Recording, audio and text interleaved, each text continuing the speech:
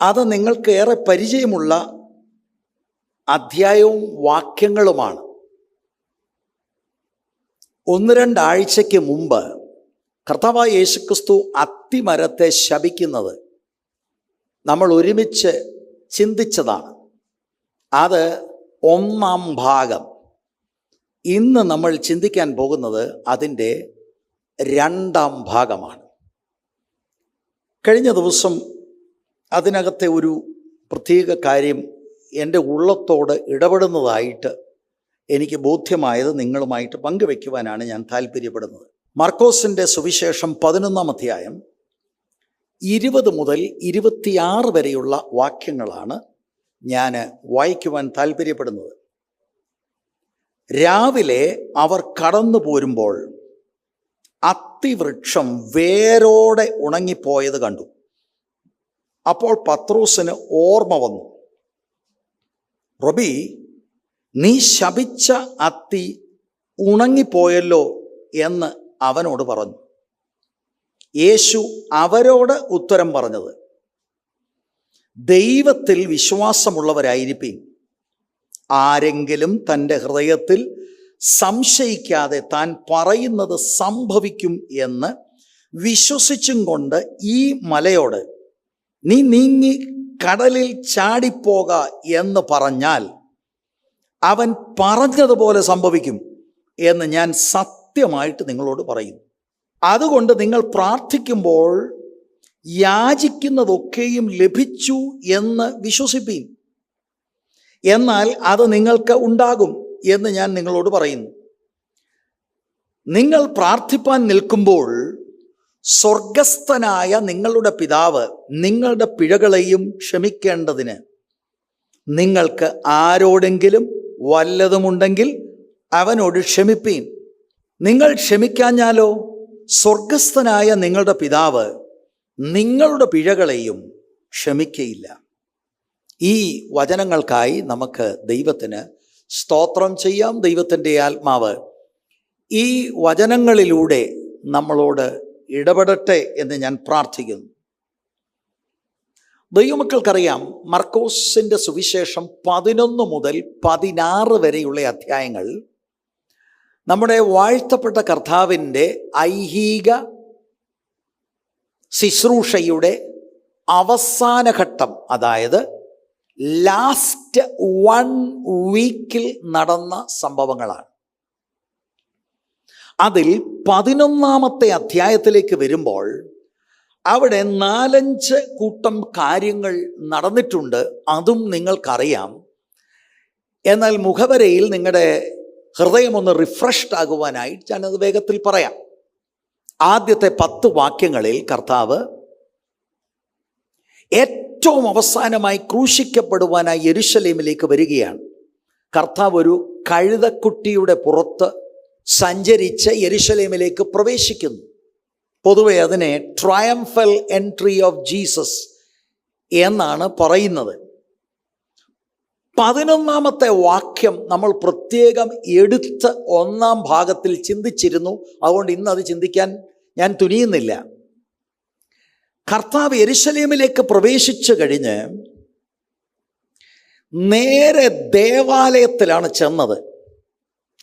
അവിടെ ചെന്ന് കാര്യങ്ങളെല്ലാം സൂക്ഷ്മമായി നിരീക്ഷിച്ചു. പക്ഷെ കർത്താവ് ഒന്നും ചെയ്യുന്നില്ല. വൈകുന്നേരമായതുകൊണ്ട് കർത്താവ് ബഥാന്യയിലേക്ക് പോകുന്നതായിട്ടാണ് നമ്മൾ കാണുന്നത്. 12 മുതൽ 14 വരെയുള്ള വാക്യങ്ങളിൽ അടുത്ത ദിവസം ബഥാന്യയിൽ നിന്ന് കർത്താവ് വരുന്നു. അതിരാവിലെ കർത്താവ് എഴുന്നേറ്റ് പ്രാർത്ഥിച്ചത് നിമിത്തം ഒരു പക്ഷെങ്കിൽ വേണ്ട നിലയിൽ ബ്രേക്ക്ഫാസ്റ്റ് നടത്താത്തത് കൊണ്ടായിരിക്കാം കർത്താവിന് വിശന്നു. യേശുവിൻ്റെ മനുഷ്യത്വത്തിൽ യേശുവിന് വിശന്നു. അങ്ങനെ ഒരു അത്തിമരത്തിൻ്റെ അടുക്കൽ വരുന്നു. അങ്ങനെ വരാൻ കാരണം നമ്മളത് പഠിച്ചതാണ്. ഇല നന്നായിട്ട് തഴച്ച് നിൽക്കുകയാണ്. ഫലം അവിടെ കാണുമെന്ന പ്രതീക്ഷയിലാണ് കർത്താവ് വരുന്നത്. നമ്മൾ അവിടെ നിന്ന് പഠിച്ചു, അത് ഫലം പുറപ്പെടുവിക്കേണ്ട കാലമല്ലെങ്കിലും ഈ ഇലകൾ സൂചിപ്പിക്കുന്നത് മെച്ചോർഡ് അല്ലാത്ത ഫിഗ്സ് അതിൽ ഉണ്ട് എന്നുള്ള കാര്യം നമ്മൾ നോട്ട് ചെയ്തിരുന്നു. അതുകൊണ്ടാണ് കർത്താവ് അവിടെ വന്നത്.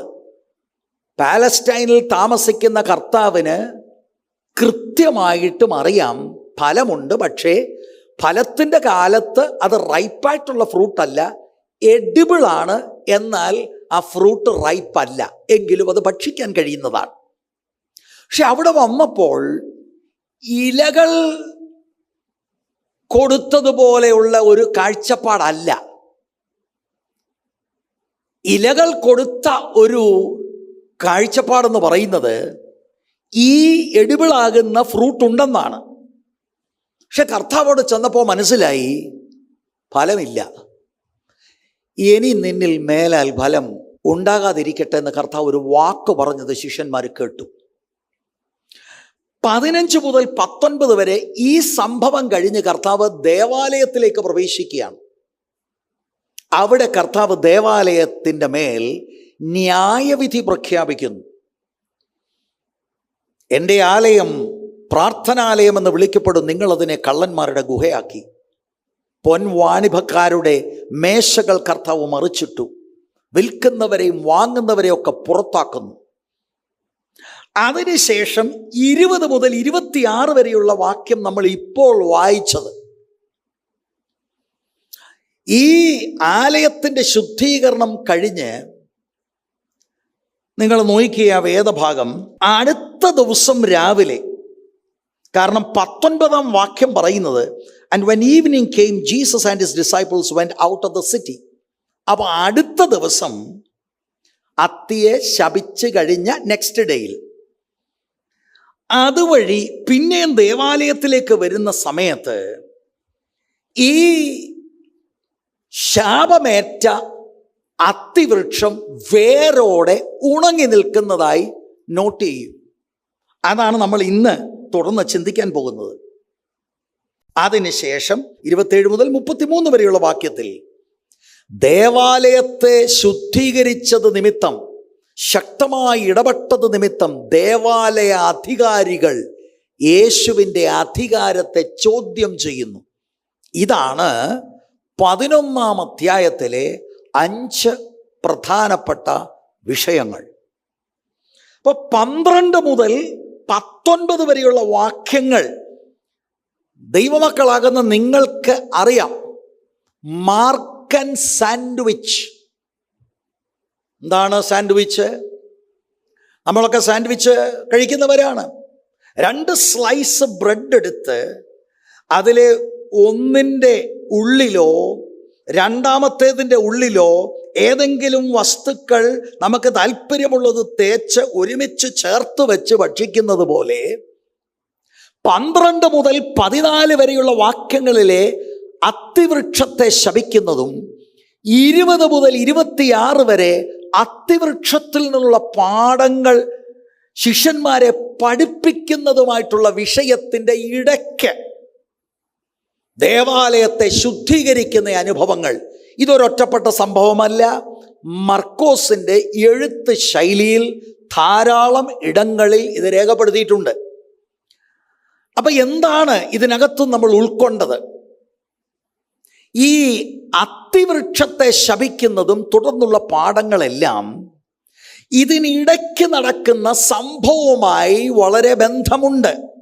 അത്തിവൃക്ഷത്തെ ശപിച്ചത് ആ കാലഘട്ടത്തിലെ യഹൂദൻ്റെ ആരാധന സംവിധാനത്തിനെതിരെയുള്ള ദൈവിക ന്യായവിധിയുടെ ഒരു ഉപമയാണ്, അല്ലെങ്കിൽ പ്രാവചനികമായുള്ള ഒരു പ്രവൃത്തിയായി നമ്മളതിനെ പരിഗണിക്കണം.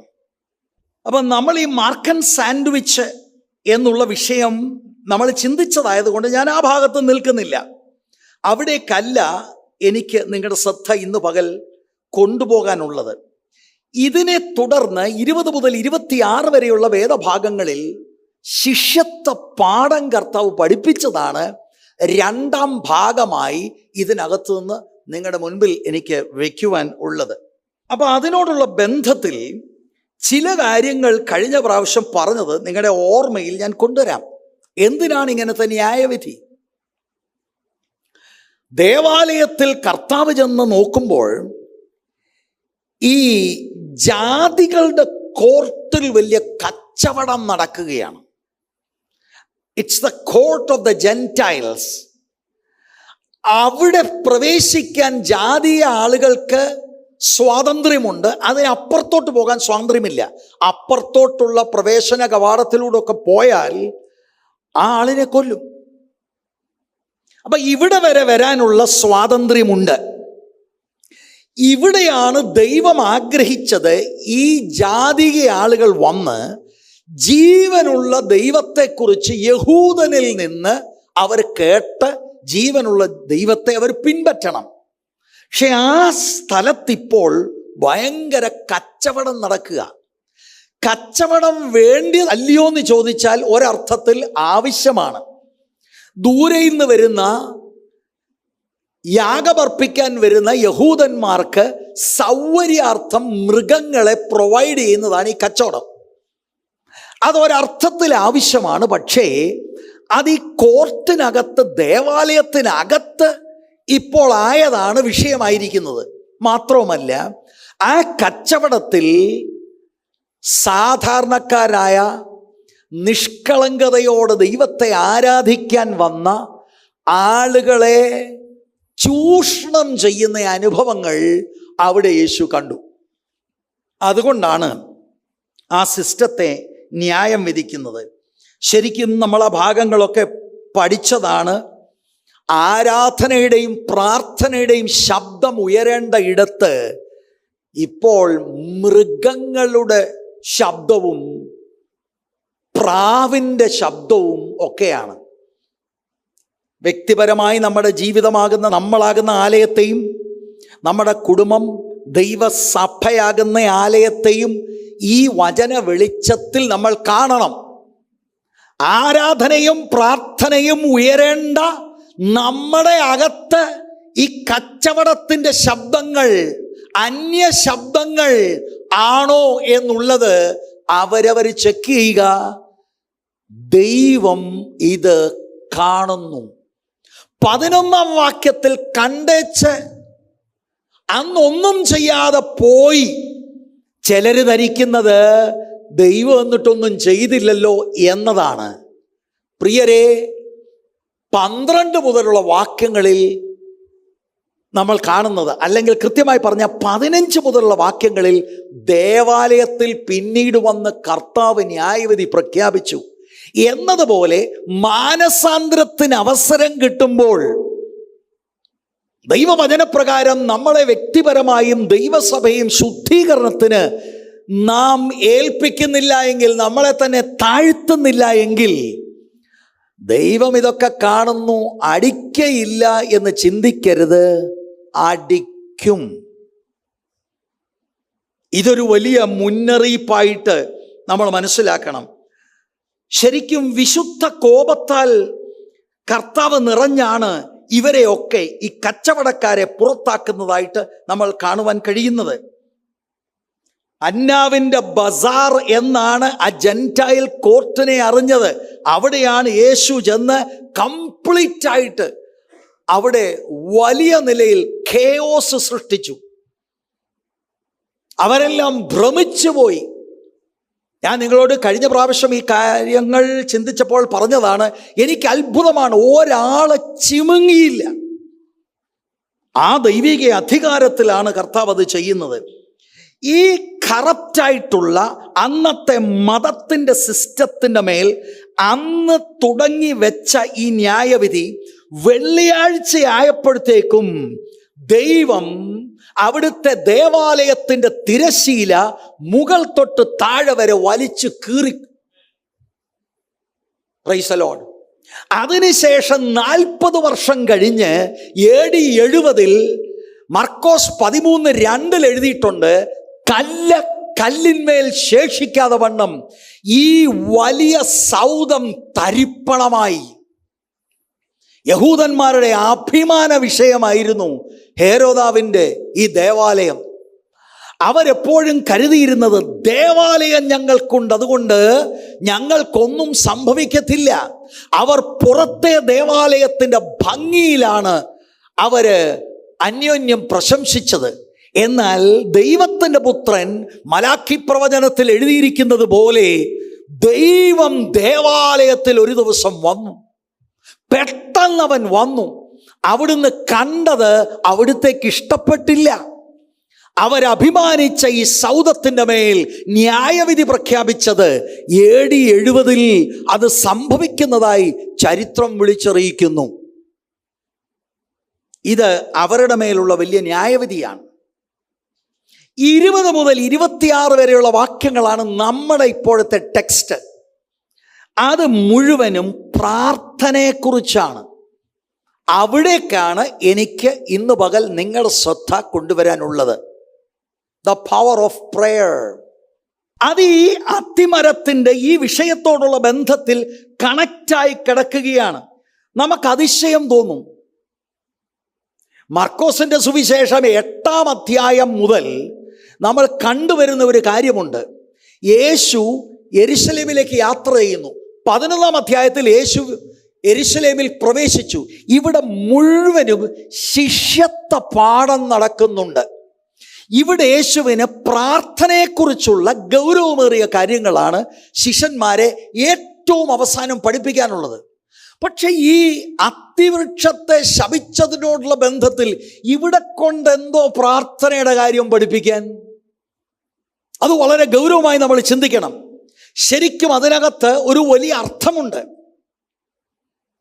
അല്പ ദിവസങ്ങൾ കഴിയുമ്പോൾ കർത്താവ് തിരുവെഴുത്തിൻ പ്രകാരം മരിച്ച് അടക്കപ്പെട്ട ഉയർത്തെഴുന്നേറ്റ് 40 ദിവസം കഴിഞ്ഞ് സ്വർഗാരോഹണം ചെയ്യും.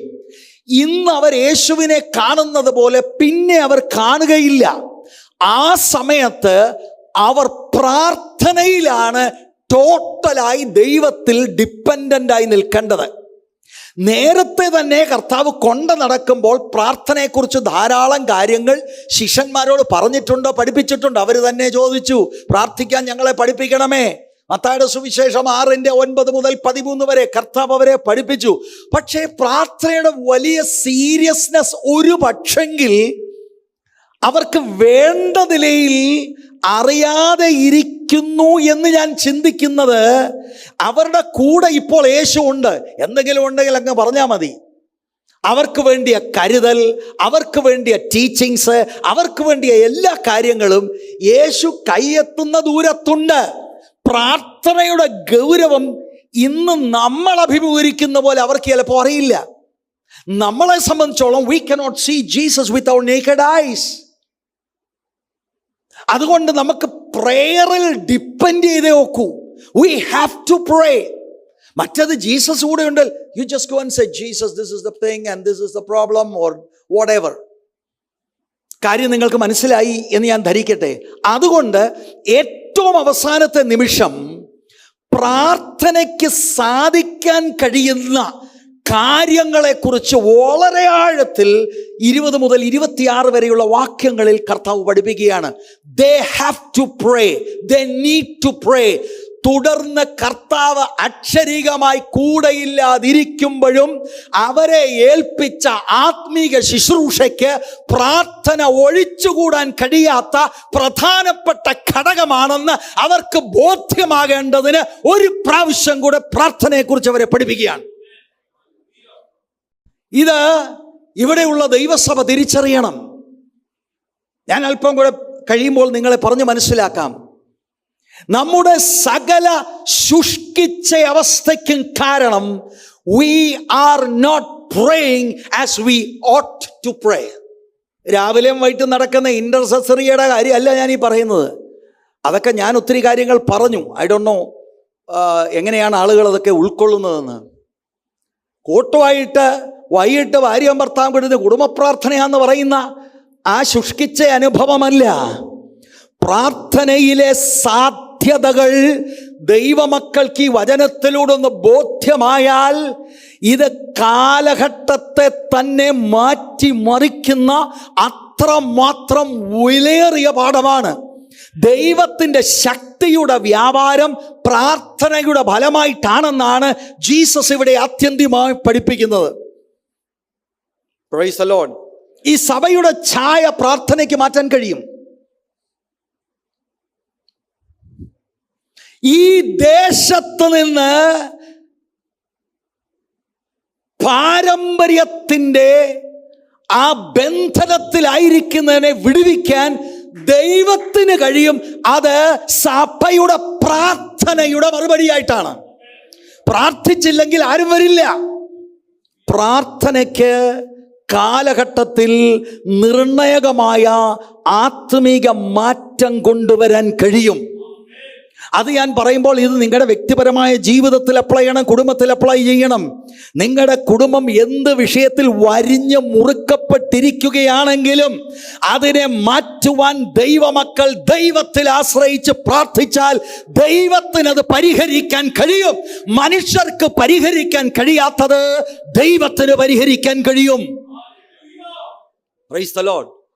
വ്യക്തിപരമായി നിങ്ങളുടെ ജീവിതത്തോടുള്ള ബന്ധത്തിൽ ഞാൻ പറയാം. ആത്യന്തികമായി എനിക്ക് മറ്റൊരു വിഷയമാണ് പറയാനുള്ളത്. എന്നാൽ അതിൻ്റെ ആപ്ലിക്കേഷൻസ് എവിടെയും നിങ്ങൾക്ക് നടത്താം. വ്യക്തിപരമായി നിങ്ങളുടെ ജീവിതത്തിൽ എന്നെ കേട്ടുകൊണ്ടിരിക്കുന്നവർ, എൻ്റെ ഭാവി എന്തായിത്തീരും, മുന്നോട്ട് പോകുവാനായിട്ട് ഞാനൊന്നും കാണുന്നില്ല, ഒരു വഴി ഞാൻ കാണുന്നില്ല, ഒന്നിനു പുറകെ ഒന്നായി തടസ്സങ്ങൾ മാത്രമായിട്ട് കാണുന്നു. എന്നെ കേട്ടുകൊണ്ടിരിക്കുന്ന യുവാവേ, യുവതിയെ, ദൈവത്തിൽ ആശ്രയിച്ചുകൊണ്ട് നീ പ്രാർത്ഥിച്ചാൽ സകല തടസ്സങ്ങളെ മാറ്റി നിനക്ക് വേണ്ടി ഒരു അത്ഭുതം ചെയ്യുവാൻ ദൈവത്തിന് കഴിയും. അതുകൊണ്ട് ഈ സമയത്ത് കർത്താവ് ധാരാളം അവരെ പഠിപ്പിച്ചിട്ടുണ്ടെങ്കിലും കർത്താവ് പ്രാർത്ഥനയെക്കുറിച്ച് പഠിപ്പിക്കുകയാണ്. അതുകൊണ്ട് നമ്മൾ ഇന്ന് പകൽ വളരെ ശ്രദ്ധിക്കണം എന്ന് ഞാൻ നിങ്ങളോട് അപേക്ഷിക്കുകയാണ്. ഈ ശിഷ്യന്മാരുടെ ലൈഫ് മാറാൻ പോകുകയാണ്. ഇപ്പോൾ they have Jesus with them. അതെല്ലാം മാറാൻ പോകുകയാണ്. മാറി അക്ഷരികമായി യേശുവിനെ കാണാൻ കഴിയാത്ത നമ്മളെ പോലെയുള്ള ഒരു സ്ഥിതി അവർക്ക് വരുന്നു. അതുകൊണ്ട് പ്രേയർ വിട്ടാൽ സകലതും പോയി. they must pray. നമ്മളോടുള്ള ദൂതും ഇതാണ്, പ്രാർത്ഥന ഒഴിച്ചാൽ നമുക്ക് മുന്നോട്ട് പോകാനൊക്കത്തില്ല. Find time to pray. നിങ്ങൾ ജസ്റ്റ് ഒന്ന് ചിന്തിച്ചാൽ മതി, ബാക്കി എല്ലാ കാര്യത്തിനും നമുക്ക് സമയമുണ്ട്.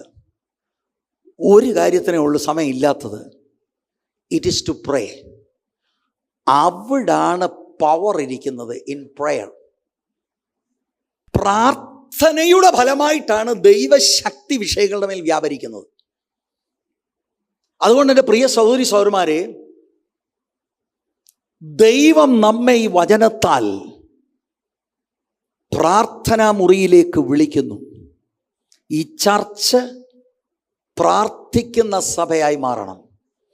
ആ ഒരൊറ്റ കാര്യമുണ്ടെങ്കിൽ, ഒരു കാര്യം മതി, ബാക്കി ഒന്നും നിങ്ങൾ വിചാരപ്പെടേണ്ട, ഭയപ്പെടേണ്ട. എല്ലാ കാര്യവും ദൈവം വിശാലതയിൽ കൊണ്ടെത്തിക്കും. ഞാൻ ആത്മീകമായിട്ടാണ് സംസാരിക്കുന്നത്. മർക്കോസിൻ്റെ സുവിശേഷം 11-ാം അധ്യായം അതിൻ്റെ 20-ാം വാക്യം, അതിൻ്റെ 21-ാം വാക്യം ഒന്നുകൂടെ വായിക്കുന്നു. രാവിലെ അവർ കടന്നു പോരുമ്പോൾ അത്തിവൃക്ഷം വേരോടെ ഉണങ്ങിപ്പോയത് കണ്ടു. നിങ്ങൾക്കത് മനസ്സിലായല്ലോ. തലേ ദിവസമായിരുന്നു ശപിച്ചത്. ശപിച്ച ദിവസമാണ് പോയി ദേവാലയത്തെ കർത്താവ് ശുദ്ധീകരിച്ചത്. ഇത് അടുത്ത ദിവസം രാവിലെ അവർ കടന്നു പോരുമ്പോൾ അത്തിവൃക്ഷം വേരോടെ ഉണങ്ങിപ്പോയത് കണ്ടു. അപ്പോൾ പത്രോസിന് ഓർമ്മ വന്നു. റബി, നീ ശപിച്ച അത്തി ഉണങ്ങിപ്പോയല്ലോ എന്ന് അവനോട് പറഞ്ഞു. ഈ വാക്യത്തിൻ്റെ ഒരു പാരലൽ പാസേജ് മത്തായിയുടെ സുവിശേഷം 21:20 ഞാൻ വായിക്കുന്നു. ശിഷ്യന്മാരത് കണ്ടാറേ, അത്തി ഇത്ര ക്ഷണത്തിൽ ഉണങ്ങിപ്പോയത് എങ്ങനെ എന്ന് പറഞ്ഞ് ആശ്ചര്യപ്പെട്ടു. ക്ഷണത്തിൽ ഉണങ്ങിപ്പോയതാണ് അവരുടെ വിഷയം. അവർ തലേ ദിവസത്തെ കാര്യമൊന്നും കണ്ടില്ല. അത് കുറച്ചുകൂടെ കഴിയുമ്പോൾ ഞാൻ പറയാം. ശാപിച്ച ഉടൻ തന്നെ ഉണങ്ങിയതാ. ഇവർ അടുത്ത ദിവസം കണ്ടിട്ട് തന്നെ അന്തം വിട്ടുപോയി. വേരോടെ ഇത് ഉണങ്ങിപ്പോയിരിക്കുന്നു. ക്ഷണത്തിൽ ഉണങ്ങിപ്പോയത് എങ്ങനെ എന്ന് പറഞ്ഞ് ആശ്ചര്യപ്പെട്ടു.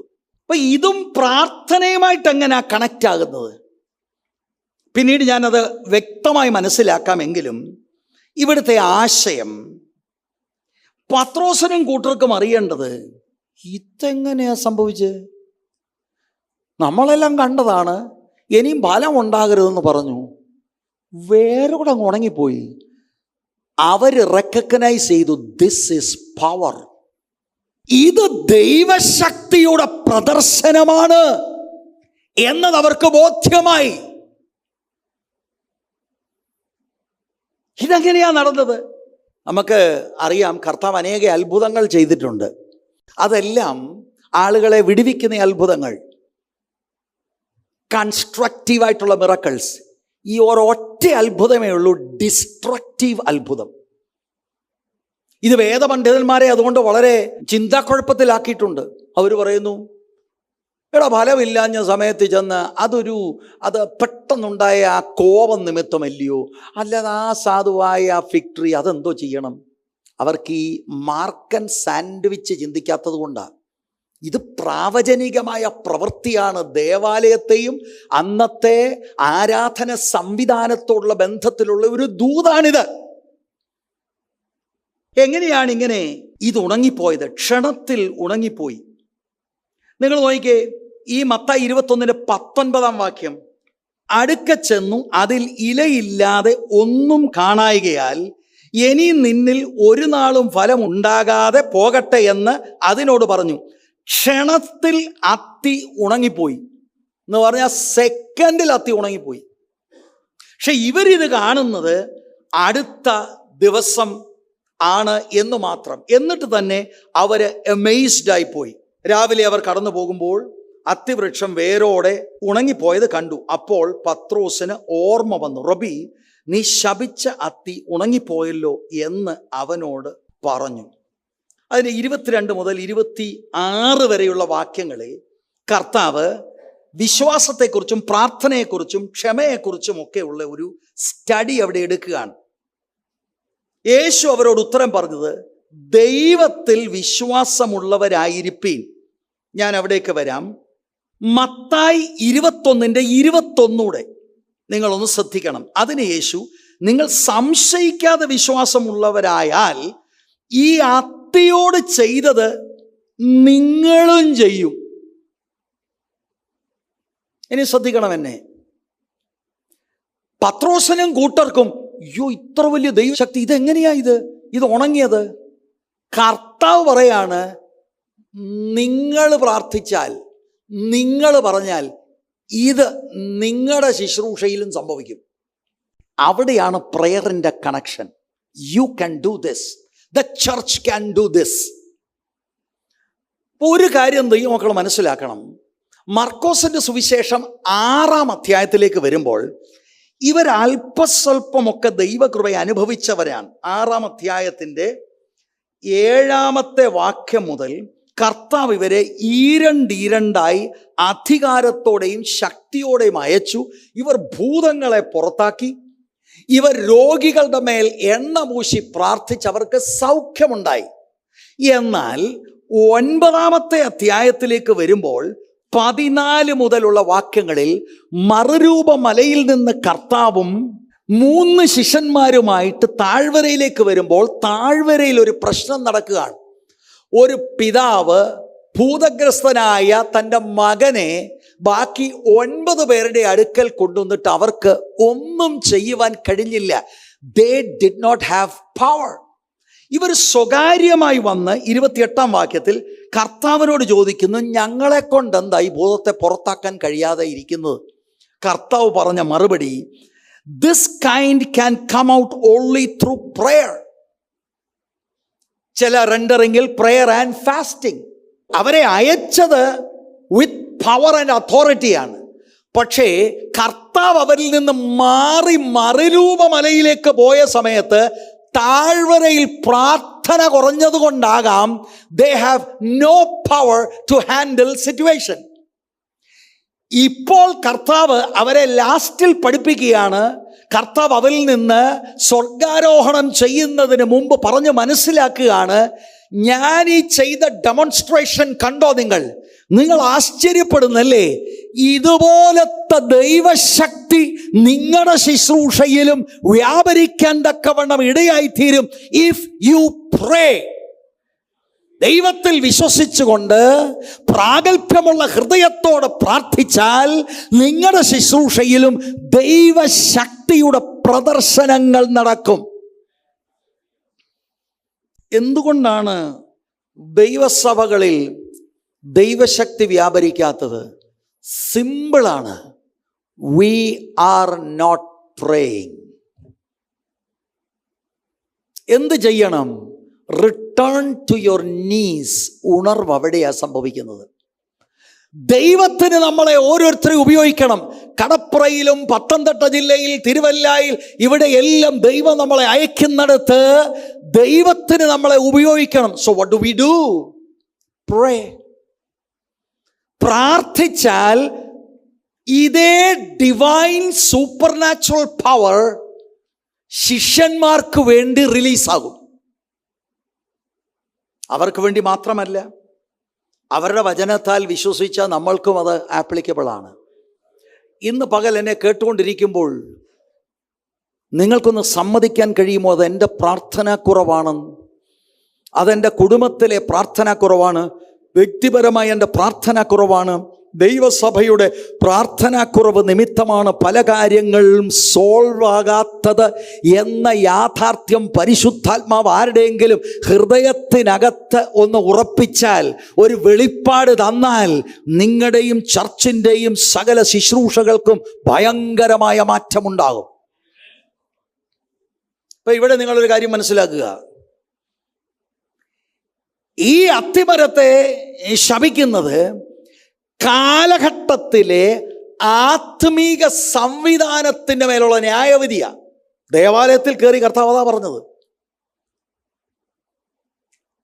അതിനകത്തുനിന്നൊരു പ്രിൻസിപ്പിൾ ഞാൻ എടുക്കുകയാണ്. നാം പ്രാർത്ഥിച്ചാൽ അനേക ഇടങ്ങളിൽ ആത്മീകതയാണെന്നും പറഞ്ഞ് വ്യാജ കച്ചവടം നടക്കുന്ന പലതിൻ്റെയും കച്ചവടം പൂട്ടത്തക്കവണ്ണമുള്ള ഒരു ദൈവകൃപയുടെ ദൈവശക്തിയുടെ വ്യാപാരം ഇതിനകത്ത് നിന്ന് ദൈവത്തിന് പുറത്തു കൊണ്ടുവരാനുണ്ട്. ഞാൻ ഈ കാലഘട്ടത്തിൽ ഒരുപാട് മെസ്സേജുകൾ ഇങ്ങനെ ഫ്രീ ആയിട്ടുള്ള ടൈമിൽ മുഴുവൻ കേൾക്കാനും നേരമില്ല, ഓടിച്ചോടിച്ചോടിച്ച് ഇങ്ങനെ നോക്കും. എനിക്ക് ദുഃഖമുണ്ടാകാറുണ്ട്, സങ്കടമുണ്ടാകാറുണ്ട്. എന്താണ് ഈ മനുഷ്യർ ചെയ്യുന്നത്? നൂറുകണക്കിന് ആയിരക്കണക്കിന് നിഷ്കളങ്കരായിട്ടുള്ള ആരാധകരെ പോഷിപ്പിക്കുന്നത് പലപ്പോഴും ദൈവവചനത്തിന് നിരക്കാത്ത പല കാര്യങ്ങൾ പറഞ്ഞാണ്. പാൻഡമിക് കഴിഞ്ഞു, വെള്ളപ്പൊക്കവും കഴിഞ്ഞു, ബാക്ക് ടു ദ ഓൾഡ് സിസ്റ്റമായി. കർത്താവായ യേശുക്രിസ്തു ആ കാലഘട്ടത്തിൽ കാലഹരണപ്പെട്ടുപോയ സിസ്റ്റത്തിനെതിരെ ശബ്ദമുയർത്തിയതുപോലെ ഇതിനകത്ത് ദൈവമക്കൾ അക്ഷരീക ചാട്ടായല്ല, ദൈവത്തിൻ്റെ വചനമെടുത്തുകൊണ്ട് തെറ്റായ സിസ്റ്റത്തിനെതിരെ നിൽപ്പാനുള്ള ഒരു ദൈവകൃപ പ്രാർത്ഥനയിൽ ഏറ്റെടുക്കേണ്ടത് ആവശ്യമാണ്.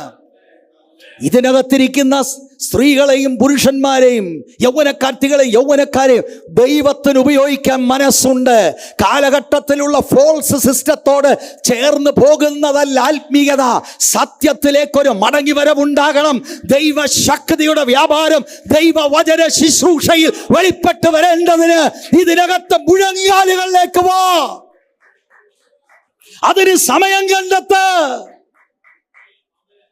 Price the Lord. ഇന്ന് രാവിലെ എനിക്കറിയാൻ ഇടയായിത്തീരുന്നു, നമ്മുടെ പ്രിയ ഒരു സഹോദരന് കഴിഞ്ഞ ദിവസങ്ങളിൽ നടന്ന കൺവെൻഷനോടുള്ള ബന്ധത്തിൽ അദ്ദേഹം അവധിയെടുത്തതിന് അദ്ദേഹത്തിൻ്റെ ജോലി പോയി. എന്താണ് അവർ പറഞ്ഞതെന്നറിയാമോ? You are too religious. ഞാൻ ചോദിച്ചു, മോൻ എന്നിട്ട് എന്തെങ്കിലും പറയാം? ഞാൻ എനിക്കൊന്ന്. അടുത്ത ദിവസം നമ്മുടെ സഹോദരൻ ഷെബി ഒരു ഗൈഡൻസ് കൊടുത്തു. അങ്ങനെ എനിക്ക് ദ വെരി നെക്സ്റ്റ് ഡേ അതിനേക്കാളൊക്കെ ശമ്പളത്തിൽ കർത്താവ് ജോലി കൊടുത്തു. എൻ്റെ വിഷയം ഇതാണ്, കാലഘട്ടത്തിൽ ഒരുപാട് കാര്യങ്ങൾ നമ്മൾ ഊഹിക്കുന്നത് പോലെയല്ല നടക്കുന്നത്.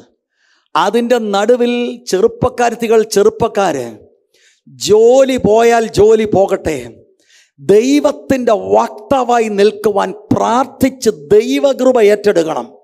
Price the Lord. നമ്മുടെ വായിലെ വാക്കിനാൽ, നമ്മുടെ സാക്ഷ്യവചനത്താൽ ഈ അന്ധതയിലേക്ക് മാറുന്ന ജനലക്ഷങ്ങളെ വിടുവിക്കേണ്ടതിന് ഇവിടെ നിന്ന് പോകുന്ന ഓരോ ദൈവവചന ശുശ്രൂഷയും ജനത്തെ മടക്കി യഥാർത്ഥ ആത്മീയതയിലേക്ക് കൊണ്ടുവരാൻ ലെറ്റ് ദ പീപ്പിൾ പ്രേ.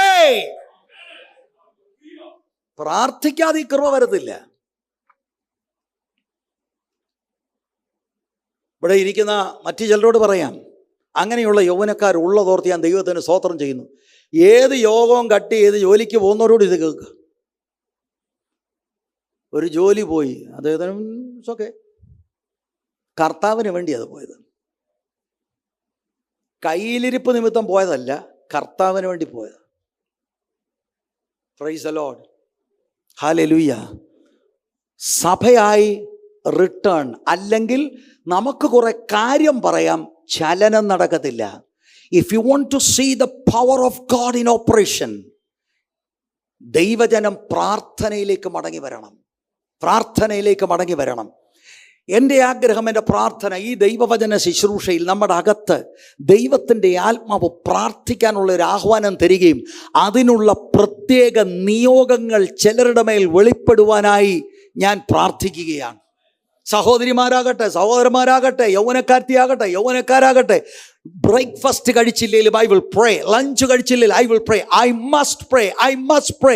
പ്രാർത്ഥിച്ചില്ലെങ്കിൽ ദൈവത്തിൻ്റെ ശക്തിയുടെ വ്യാപാരത്തിന് മാത്രം ചെയ്യാൻ കഴിയുന്ന കാര്യങ്ങളുണ്ട്. God has to move, otherwise it will not happen. What if I don't pray? It will not happen. നോക്കിക്കേ, മത്തായി 21:21 ഞാൻ വായിച്ചത്. അതിന് യേശു, നിങ്ങൾ സംശയിക്കാതെ വിശ്വാസമുള്ളവരായാൽ ഈ അത്തിയോട് ചെയ്തത് നിങ്ങളും ചെയ്യും എന്ന് മാത്രമല്ല, ഈ മലയോട് നീങ്ങി കടലിലേക്ക് ചാടിപ്പോക എന്ന് പറഞ്ഞാൽ അതും സംഭവിക്കും എന്ന് ഞാൻ സത്യമായിട്ട് നിങ്ങളോട് പറയുന്നു. ഇപ്പം മർക്കോസിൽ നമ്മൾ അതിൻ്റെ 22-ാം വാക്യത്തിൽ 11:22 യേശു അവരോട് ഉത്തരം പറഞ്ഞത്, ദൈവത്തിൽ വിശ്വാസമുള്ളവരായിരിപ്പീൻ. പ്രാർത്ഥനയുടെ ഏറ്റവും പ്രധാനപ്പെട്ട ഒരു ഘടകമാണ് ഫെയ്ത്ത് ഇൻ ഗോഡ്. അതിൻ്റെ അർത്ഥം, അതൊരു കൽപ്പനയായിട്ടാണ് പറയുന്നത്. അതിൻ്റെ അർത്ഥം ദൈവത്തിൽ ആശ്രയിക്കുക. യു ട്രസ്റ്റ് ഇൻ ഗോഡ് എന്ന് പറഞ്ഞാൽ ദൈവത്തിൻ്റെ സംരക്ഷണത്തിലും വാഗ്ദത്തങ്ങളിലും എല്ലാറ്റിലും ദൈവത്തിൻ്റെ സ്വഭാവത്തിൽ ആശ്രയിക്കുക. നമ്മുടെ പേഴ്സണൽ ഫെയ്ത്തിൻ്റെ ആഴമല്ല ഇവിടെ. ആരിലാണ് ഈ വിശ്വാസം? ദൈവത്തിൽ വിശ്വസിക്കുക, ദൈവത്തിൽ ആശ്രയിക്കുക. ദൈവത്തിന് ചിലത് ചെയ്യാൻ കഴിയും. കാലഘട്ടത്തിലെ തിന്മയ്ക്കെതിരെയോ കാലഘട്ടത്തിൽ ഒരു പുതിയതൊന്ന് ചെയ്യണമെങ്കിൽ we just can't do anything. പക്ഷേ we can pray to God who can do. Praise the Lord. ദൈവത്തിൽ ആശ്രയിക്കുക. അപ്പം നമ്മുടെ പേഴ്സണൽ ഫെയ്ത്തിൻ്റെ നേച്ചർ അല്ല ഇവിടുത്തെ പ്രതിപാദ്യ വിഷയം. It is the character of God.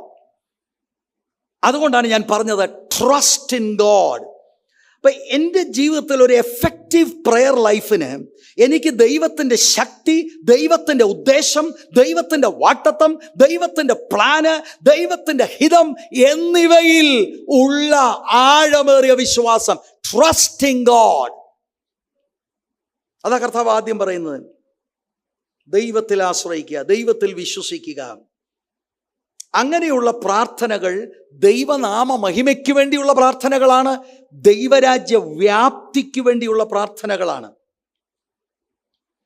അവിടെ എല്ലാവരും ഓർത്തോണം, സംശയമുള്ള ഒരാള്, ഇരുമനസ്സുള്ള ഒരാള് ദൈവത്തിൽ നിന്നൊന്നും പ്രാപിക്കുന്നില്ല. സംശയിക്കാതെ വിശ്വസിക്കുക. ദൈവത്തിൻ്റെ ശക്തിയിലും ദൈവത്തിൻ്റെ വാഗ്ദത്തത്തിലും ദൈവിക ഉദ്ദേശങ്ങളിലും ദൈവത്തിൻ്റെ പ്ലാനിലും ദൈവത്തിൻ്റെ ഹിതത്തിലും ആശ്രയിക്കുക. യാക്കോബ് 4:3 പറയുന്നത്, you ask and do not receive because you ask with wrong motives, so that you may spend it on your pleasures. നമ്മുടെ ഏതെങ്കിലും ഇഷ്ടം പ്രാർത്ഥിച്ച് ദൈവശക്തി അതിനു വേണ്ടി വ്യാപരിക്കുമെന്നല്ല, ദൈവത്തിൻ്റെ ഹിതത്തിലുള്ള ആശ്രയം, ദൈവത്തിൻ്റെ ശക്തിയിലുള്ള ആശ്രയം, ദൈവത്തിൻ്റെ ഉദ്ദേശങ്ങൾ മനസ്സിലാക്കി. 23-ാം വാക്യം, തൻ്റെ ഹൃദയത്തിൽ സംശയിക്കാതെ താൻ പറയുന്നത് സംഭവിക്കുമെന്ന് വിശ്വസിച്ചുകൊണ്ട് ഈ മലയോട് നീ നീങ്ങി കടലിൽ ചാടിപ്പോക എന്ന് പറഞ്ഞാൽ അവൻ പറഞ്ഞതുപോലെ സംഭവിക്കും. ആരെങ്കിലും തൻ്റെ ഹൃദയത്തിൽ സംശയിക്കാതെ, എന്ത് സംശയിക്കാതെ? ദൈവത്തിൻ്റെ സ്വഭാവത്തിലും ശക്തിയിലും. അത് ദൈവത്തിന് പിന്നങ്ങ് പ്രാർത്ഥിച്ചേക്കാം. No, God can. Never doubt God's power. ഈ മലയോട് നീങ്ങി കടലിൽ ചാടിപ്പോവുക എന്ന് പറഞ്ഞാൽ അതിൻ്റെ അർത്ഥം എന്താ? ഒരുപാട് ആളുകൾക്ക് they have misunderstood this. ഏതെങ്കിലും ഒരു മല അക്ഷരീകമായ ഒരിടത്ത് നിന്ന് പറപ്പിക്കണമെന്നല്ല കർത്താവ് ഈ പറയുന്നതിൻ്റെ ഉദ്ദേശം. അങ്ങനെ യേശു എവിടെയെങ്കിലും ചെയ്തിട്ടുണ്ടോ? ഇല്ല. ശിഷ്യന്മാരാരെങ്കിലും ഒലിവുമല പറക്കട്ടെ എന്ന് പറഞ്ഞ് പ്രാർത്ഥിച്ചിട്ടുണ്ടോ? ഇല്ല. ചരിത്രത്തിൽ എവിടെയെങ്കിലും നിങ്ങളിത് കണ്ടിട്ടുണ്ടോ? ഇല്ല. അതുകൊണ്ട് ആരും അക്ഷരിക മല പറപ്പിക്കാനല്ല നോക്കേണ്ടത്. ഈ ഭാഷ ഹൈപ്പർബോലെ ലാംഗ്വേജ് ആണ് എന്ന് പറഞ്ഞ അതിൻ്റെ അർത്ഥം ഞാൻ ഇതിൻ്റെ കോണ്ടെക്സ്റ്റ് വെച്ച് വ്യാഖ്യാനിക്കാം.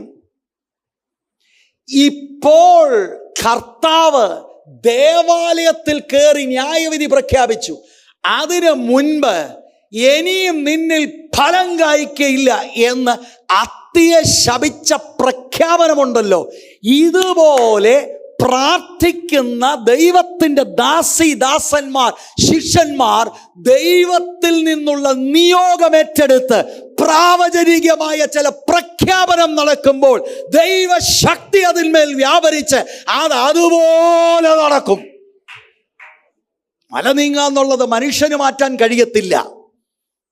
മനുഷ്യന് സോൾവ് ചെയ്യാൻ കഴിയാത്തത് ദൈവകൃപ ഏറ്റെടുത്ത് ദൈവ ശബ്ദം കേട്ടവർ ആ പ്രശ്നത്തിനെതിരെ ചില പ്രഖ്യാപനങ്ങൾ യേശു ചെയ്തതുപോലെ നടത്തുമ്പോൾ, യേശു ആ അത്തിമരത്തെ ശപിച്ചത് ഉണങ്ങിപ്പോയതുപോലെ പ്രശ്നങ്ങൾ സോൾവ് ആകും, ഉണങ്ങിപ്പോകും എന്നതാണ് നാം മനസ്സിലാക്കേണ്ടത്. അല്ലാതെ ഇത് ഏറ്റെടുത്തുകൊണ്ട് ശരിയാ ഇച്ചിരൂടെ നമ്മുടെ വസ്തുവിന് വിലയും കിട്ടും, മല യേശുവിൻ്റെ നാമത്തിൽ വിട്ടുപോകും, നിങ്ങൾ എത്ര പറഞ്ഞാലും മല പോകത്തില്ലെന്ന് പണ്ട് ടെസ്റ്റ് ചെയ്ത ഒരമ്മച്ചി പറഞ്ഞു പോലും, അല്ലേലും എനിക്കറിയായിരുന്നു പോകത്തില്ലെന്ന്. അതിനുള്ള വാക്യമല്ലിത്. എന്താ അപ്പം ഇതിനകത്തൂടെ അർത്ഥമാക്കേണ്ടത്? The limitless power of prayer. ഏത് വിഷയമാകട്ടെ, ദൈവസഭയുടെ മുൻപായി നിൽക്കുന്ന ഏത് വിഷയമാകട്ടെ, നമുക്ക് ചെന്ന് മുട്ടുകുത്തുവാൻ ഒരു ഇടമുണ്ട്. ദൈവം പ്രാർത്ഥനക്കാരൻ്റെ പ്രാർത്ഥന നിമിത്തം വിഷയത്തെ സോൾവ് ചെയ്യുകയാണ്. ഇത് നിങ്ങളുടെ വ്യക്തിപരമായ ജീവിതത്തിലും കുടുംബത്തിലും ഇത് അപ്ലൈ ചെയ്യും. സ്തോത്രം. ഏത് വിഷയത്തിന് നിൽക്കാൻ കഴിയും? പ്രാർത്ഥിക്കുന്ന ഒരു ദൈവ പൈതലിനെതിരെ ഏത് വിഷയത്തിന് നിൽക്കാൻ കഴിയും? അതെത്ര പർവ്വതം പോലെയുള്ള വലിയതാണെങ്കിലും ഇന്ന് ഇതിനകത്തന്നെ കേട്ടുകൊണ്ടിരിക്കുന്നവർ പ്രാർത്ഥിക്കാനായിട്ട് തയ്യാറായാൽ, കേവലം ഇവിടെ വെച്ചെടുക്കുന്ന തീരുമാനമല്ല, ഇന്ന് രാത്രി മുതൽ എന്തൊക്കെ വന്നാലും ആരൊക്കെ വീട്ടിൽ വന്നാലും ഞാൻ പ്രാർത്ഥിക്കാനായി സമയം വേർതിരിക്കുമെന്ന് ഹൃദയത്തിൽ ദൃഢനിശ്ചയമുണ്ട്. അത് പ്രായോഗികമാക്കുന്ന ദൈവ പൈതലിന് വേണ്ടി പ്രവർത്തിക്കാൻ സ്വർഗം തയ്യാറാണ്. Praise the Lord. പ്രാർത്ഥിക്കാതിരുന്നാലോ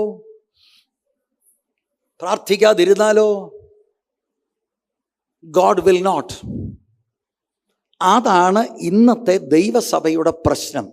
ദൈവസഭയുടെ പ്രശ്നം, ഇറ്റ്സ് ഓൾമോസ്റ്റ് പവർലെസ്.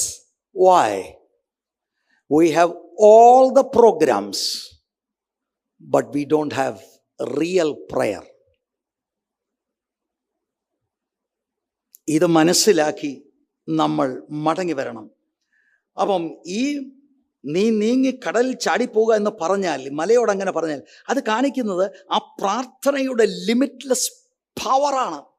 സകലവിധമായ ഒബ്സ്റ്റക്കിൾസും ദൈവത്തിൻ്റെ ആ ശക്തിയാൽ റിമൂവ്ഡ് ആവും. ഞാൻ സൂചിപ്പിച്ചതുപോലെ ശിഷ്യന്മാർ പ്രാർത്ഥനയിൽ ദൈവത്തിൽ ആശ്രയിക്കുകയും ദൈവത്തിൽ നിന്ന് കേൾക്കുകയും കർത്താവ് പ്രഖ്യാപിച്ചതുപോലെയുള്ള പ്രാവചനിക പ്രഖ്യാപനങ്ങൾ ഒരു ദേശത്തോടുള്ള ബന്ധത്തിൽ നടത്തിയാൽ സംഭവം നടക്കും. Praise the Lord. സഹോദരിമാരാകട്ടെ, സഹോദരന്മാരാകട്ടെ, നിങ്ങളിപ്പോൾ പോയിപ്പുറം പഞ്ചായത്ത്, അല്ലെ തിരുവല്ല, അല്ലെ പത്തനംതിട്ട, അല്ലെ കേരളം, അല്ലെ ഭാരതം, ദൈവത്തിൻ്റെ നിയോഗങ്ങൾ നമ്മൾ ഭൂമിയിൽ പ്രാർത്ഥനയിൽ കണക്റ്റായി ദൈവത്തിൻ്റെ മനസ്സ് മനസ്സിലാക്കി പ്രഖ്യാപിക്കുമ്പോൾ തിങ്സ് ഹാപ്പൻ. ഹല്ലേലൂയ. ഒന്ന് മടങ്ങി വരാൻ തയ്യാറാണോ പ്രാർത്ഥനയിലേക്ക്? പ്രാർത്ഥനയിലേക്ക് മടങ്ങി വരാൻ ദൈവസഭ തയ്യാറാണോ? അല്ലാതെ ഇതിന് ക്വിക്ക് ഫിക്സ് ഒന്നുമില്ല. എളുപ്പ വഴികൾ എന്ന് പറഞ്ഞാൽ ഇതാണ് എളുപ്പ വഴി. പ്രാർത്ഥിച്ചാൽ മതി, വേറെ ഒന്നും പരിപാടി ചെയ്യേണ്ട. ദൈവത്തിൻ്റെ നിയോഗത്തിൽ, ദൈവത്തിൻ്റെ കാര്യപരിപാടിയിൽ, ദൈവത്തിൻ്റെ ശക്തിയാൽ സോൾവ് ആക്കേണ്ടത് മുഴുവനും സോൾവ് ആക്കും. ഇന്ന് പർവ്വതങ്ങളെ നോക്കി മാത്രം അതിൻ്റെ നീളവും വീതിയും എണ്ണിക്കൊണ്ടിരിക്കുന്ന സഹോദരീ സഹോദരന്മാരോട് ഈ വചനത്താൽ എനിക്ക് പറയാനുള്ളത്, അതിൻ്റെ നീളവും വീതിയും എണ്ണിക്കൊണ്ട് അയ്യോ എന്ന് വിളിക്കുന്നതിൽ നല്ലത് നീ ഒന്ന് മുട്ടുമടക്ക്. ഇതിനപ്പുറത്ത് ദൈവശക്തി നീ കാണ്. ആ മലയെ നീക്കുവാനുള്ള ദൈവശക്തി, പ്രാർത്ഥനയുടെ ഉത്തരമായി ദൈവത്തിന് ചലിക്കുവാനുണ്ട്. Hallelujah, hallelujah. വളരെ വ്യക്തമായി ഇതിനകത്തിരിക്കുന്ന ചിലരോട് ദൈവത്തിൻ്റെ ആത്മാവിന് ഈ വചനത്താൽ ഇടപെടാനുണ്ട്. പ്രയർ ലൈഫാണ് മാറേണ്ടത്. പ്രയർ ലൈഫാണ് മാറേണ്ടത്. നിങ്ങൾ അതുകൊണ്ട് നോക്കിക്കോ, ഈ പ്രാർത്ഥിക്കുന്നവരെ എപ്പോഴും ശത്രു ക്ഷീണിപ്പിക്കും, അല്ലെങ്കിൽ അവരെ ഡിസ്ട്രാക്ട് ചെയ്യും, അല്ലെങ്കിൽ വേറെ എന്തെങ്കിലും തിരിക്കും. അതെന്താണ്? If they pray things will happen. 24-ാം വാക്യം, അതുകൊണ്ട് നിങ്ങൾ പ്രാർത്ഥിക്കുമ്പോൾ യാചിക്കുന്നതൊക്കെയും ലഭിച്ചു എന്ന് വിശ്വസിപ്പീൻ, എന്നാൽ അത് നിങ്ങൾക്ക് ഉണ്ടാകും എന്ന് ഞാൻ നിങ്ങളോട് പറയുന്നു. പ്രാർത്ഥനയിലെ മറ്റൊരു ഘടകമാണ് believing that you already got. അതുകൊണ്ട് നിങ്ങൾ പ്രാർത്ഥിക്കുമ്പോൾ യാചിക്കുന്നതൊക്കെയും ലഭിച്ചു എന്ന് വിശ്വസിപ്പീൻ. അപ്പം ഈ വാക്ക് വ്യാഖ്യാനിക്കുന്നതിന് മുമ്പ് ഇതിൻ്റെ കോണ്ടെക്സ്റ്റ് ഒന്ന് നോക്കിയേ. ദേവാലയത്തിൽ കയറി പറഞ്ഞു, പിതാവിൻ്റെ ആലയം പ്രാർത്ഥനാലയമാണ്, നിങ്ങളതിനെ ഇവരോട് പറയുക, നിങ്ങൾ പ്രാർത്ഥിക്കുമ്പോൾ ഇനി പുതിയ പ്രാർത്ഥനക്കാരാ. That's over. അതാരാ? യേശുവിൻ്റെ ശിഷ്യന്മാർ, the church. House of prayer എന്ന് 11:17 കർത്താവ് പറഞ്ഞത്. ഇപ്പോൾ ആ ഡിസ്ഫങ്ഷണലായിട്ടുള്ള ആ ടെമ്പിളിനെ യേശുവിൻ്റെ community of disciples, that means the church, replace ചെയ്തതിൻ്റെ ഒരു ഹിൻഡ്, ഒരു സൂചന ആ വാക്കിനകത്തുണ്ട്. ദൈവസഭയാണ് the new house of prayer. പക്ഷെ ആർ വി പ്രേയിങ്? അതൊക്കെ ശരിയാ, കറക്റ്റാ. ഇപ്പോൾ എല്ലാവരും കറക്റ്റാ. പ്രാർത്ഥിക്കുന്നുണ്ടോ? ഈ വാട്സാപ്പ് മാന്തൽ തുടങ്ങിയ പിന്നെ പ്രാർത്ഥനയ്ക്ക് സമയമില്ല. വാട്സാപ്പും പിന്നെ ഫേസ്ബുക്കും പിന്നെ ട്വിറ്ററും പിന്നെ ഇൻസ്റ്റാഗ്രാം ഉണ്ടോ? വേറെ വല്ലതും ഉണ്ടോ? ഇത്രയൊക്കെ ഞാനും കേട്ടിട്ടുണ്ട്, പുതിയ സംഭവങ്ങൾ. അതുകൊണ്ട് സമയമില്ലെന്നാരും പറയരുത്. ഏലിയാവ് നമുക്ക് സമസ്വഭാവമുള്ള, but he prayed and God shut the rain. നമുക്ക് സമയമുണ്ട്, എങ്ങനെ ഉപയോഗിക്കേണ്ടതെന്നറിയത്തില്ല. That's our problem. ഓക്കെ, ഈ വിഷയം തന്നെ 24-ാം വാക്യം, അതുകൊണ്ട് നിങ്ങൾ പ്രാർത്ഥിക്കുമ്പോൾ യാചിക്കുന്നതൊക്കെയും ലഭിച്ചു. ഓ സ്തോത്രം, പ്രൈസ് ദി ലോർഡ്. എന്നോടുള്ള വാഗ്ദത്തമാണ്. കൈ ഒന്ന് പിടിച്ചു അവിടോട്ട് വെച്ച്. എന്താ വേണ്ടിയത്? 3 നില കെട്ടിടം, 2ാമത്തെ നിലയിൽ ഒരു സ്വിമ്മിംഗ് പൂളും. ഞാൻ പറയാം, കാരണം ഇവിടെ എഴുതിയിരിക്കുകയാണ് പ്രാർത്ഥിക്കുന്നൊക്കെ. എന്തിനാ നിങ്ങൾ ചിരിച്ചത്? അതിനകത്ത് അങ്ങനെ എഴുതിയിട്ടില്ലേ പ്രാർത്ഥിക്കുന്നൊക്കെയും കിട്ടുമെന്ന്? അപ്പോൾ ഇത് കിട്ടത്തില്ലേ ഞാൻ ഈ പറഞ്ഞത്? അപ്പോൾ കൺഫ്യൂസ്ഡായി. എന്നാൽ കിട്ടുമായിരിക്കും. ഒരു ഉദാഹരണം, മാർക്കോസിന്റെ സുവിശേഷം 14 അധ്യായം 36 വാക്യം. കർത്താവായ യേശുക്രിസ്തു ഗെത്സമനയിൽ പ്രാർത്ഥിക്കുന്ന പ്രാർത്ഥനയാണ്. ഈ വാക്യം വെച്ച് കർത്താവിൻ്റെ പ്രാർത്ഥന നമ്മൾ എങ്ങനെയാണ് ചിന്തിക്കേണ്ടത്? ഒന്നുറക്കെ വായിക്കാമോ? മാർക്ക് 14:36. അബ്ബാ പിതാവേ, നിനക്ക് എല്ലാം കഴിയും. ഈ പാനപാത്രം എങ്കിൽ നിന്ന് നീക്കണമേ. എങ്കിലും ഞാൻ ഇച്ഛിക്കുന്നതല്ല, നീ ഇച്ഛിക്കുന്നതത്രേ ആകട്ടെ എന്ന് പറഞ്ഞു. എന്താ കർത്താവിൻ്റെ ഹിതം? പാനപാത്രം നീങ്ങണം. പക്ഷെ പാനപാത്രം നീങ്ങിയോ? അതെന്താണ്? എൻ്റെ ഇഷ്ടം നടക്കരുത്, അവിടുത്തെ ഇഷ്ടം നടക്കണം. അപ്പം എന്താണ് ഈ മുൻപിലുള്ള വാക്യം? അതുകൊണ്ട് നിങ്ങൾ പ്രാർത്ഥിക്കുമ്പോൾ യാചിക്കുന്നതൊക്കെയുമെന്ന് പറഞ്ഞാൽ ദൈവത്തിൻ്റെ ഹിതമനുസരിച്ച് യാചിക്കുന്നത്. അല്ലാതെ എനിക്ക് 3 നില കെട്ടിടം വേണം, 2ാം നിലയിൽ സ്വിമ്മിംഗ് പൂൾ എന്ന് പറഞ്ഞ് ശ്വാസിച്ച് പ്രാർത്ഥിക്കുന്നു. വിശ്വസിക്കും ബ്രദറെ, ഇതൊന്നും പറഞ്ഞാൽ ഒന്നും കിട്ടത്തില്ല. ഞാൻ മേഴ്സഡീസ് കണ്ടു, ഞാൻ എൻ്റെ മനസ്സിൽ മേഴ്സഡീസ് ധ്യാനിച്ചോണ്ട് കിട്ടട്ടെ, മേഴ്സഡീസ് കിട്ടട്ടെ. പോസിറ്റീവായിട്ട് പറ ബ്രദറെ, 4 വട്ടം പറ, ഞെക്കി ഞെക്കി പറ. മേഴ്സഡീസ് അല്ല, ഓട്ടോറിക്ഷ പോലും കിട്ടത്തില്ല.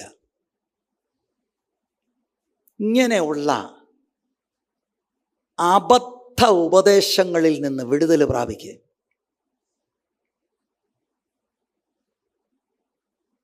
ദൈവഹിതപ്രകാരമുള്ള പ്രാർത്ഥനയ്ക്കാണ് മറുപടി. കർത്താവായ യേശുക്രിസ്തു പിതാവിൻ്റെ ഹിതം മനസ്സിലാക്കി വെറുതെ പോയി ആലയത്തിൽ ഒരു ദിവസം കയറി ചാട്ടയെടുത്തങ്ങ് പെരുമാറുകയല്ല. He was guided by his father. യോഹന്നാന്റെ സുവിശേഷം 5-ാം അധ്യായം 19-ാം വാക്യം വായിക്കാം.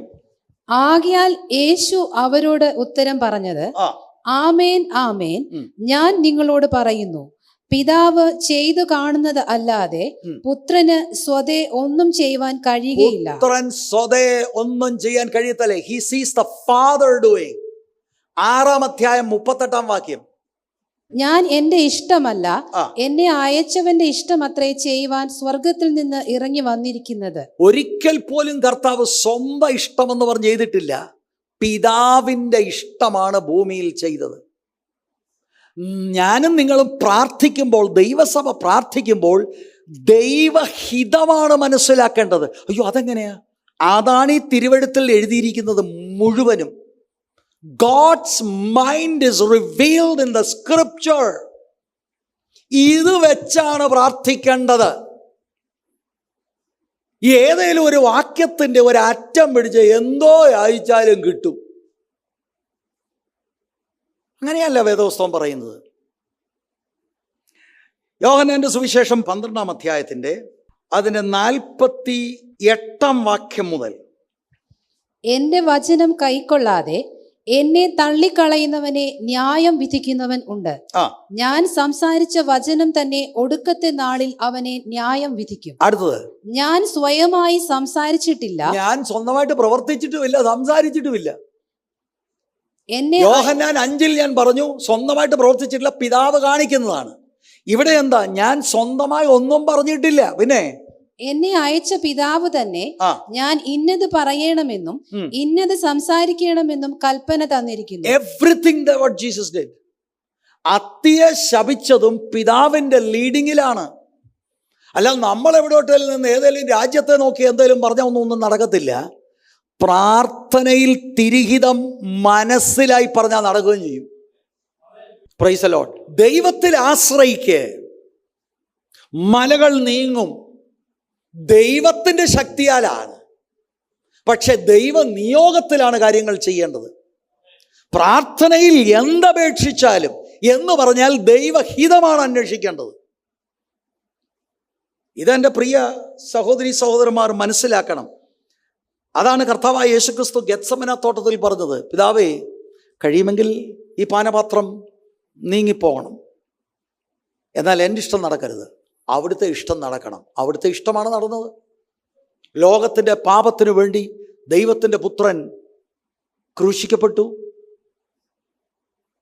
വേറൊരു വാക്യം നമുക്ക് മനസ്സിലാകുന്ന അറിയാമെന്ന ഒരു വാക്യം, ഞാൻ 2-3 വാക്യങ്ങൾ തരുന്നതെല്ലാം ഈ ലാസ്റ്റ് ആഴ്ചയിൽ അപ്പർ റൂമിൽ ഡിസ്കോഴ്സിൽ വെച്ച് കർത്താവ് പ്രാർത്ഥനയോടുള്ള ബന്ധത്തിൽ ശിഷ്യന്മാരെ പഠിപ്പിച്ച വാക്യങ്ങളാണ്. ഒരെണ്ണം മാത്രമേ ഞാൻ ഔട്ട്സൈഡിൽ നിന്ന് എടുക്കത്തുള്ളൂ, ബാക്കിയെല്ലാം ജോൺസ് ഗോസ്പലിൽ നിന്നാണ്, മറ്റേത് യോഹന്നാൻ്റെ ലേഖനത്തിൽ നിന്നാണ്.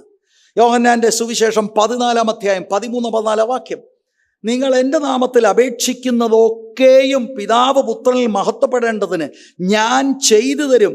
നിങ്ങൾ എൻ്റെ നാമത്തിൽ എന്നോട് അപേക്ഷിക്കുന്നതൊക്കെയും ഞാൻ ചെയ്തു തരും. 2 തവണ എൻ്റെ നാമത്തിൽ ചോദിച്ചാൽ കിട്ടും. അതിൻ്റെ അർത്ഥം എന്താ? വാട്ട് ഡസ് ദാറ്റ് മീൻ? ഒരുപാട് ആളുകൾ ധരിച്ചിരിക്കുന്നത് എൻ്റെ നാമത്തിൽ, JESUS, ജീസസ്, യേശുവിൻ്റെ നാമത്തിൽ. അത് പിന്നെ ചിലർക്ക് അങ്ങ് ഭയങ്കര ഉറക്കെ അങ്ങ് പറഞ്ഞു കളയും. എന്താണത്? അതാണോ ഇതിൻ്റെ അർത്ഥം? യേശുവിലൂടെ അല്ലാതെ എനിക്ക് പിതാവാം ദൈവത്തോട് ആക്സസ് ഇല്ല. പ്രാർത്ഥനയോടുള്ള ബന്ധത്തിൽ യേശുവിൻ്റെ നാമം വഹിക്കുന്ന കർത്താവിൻ്റെ സ്വഭാവത്തോട് ചേർന്നതായിരിക്കണം ഞാൻ ചോദിക്കുന്നത്.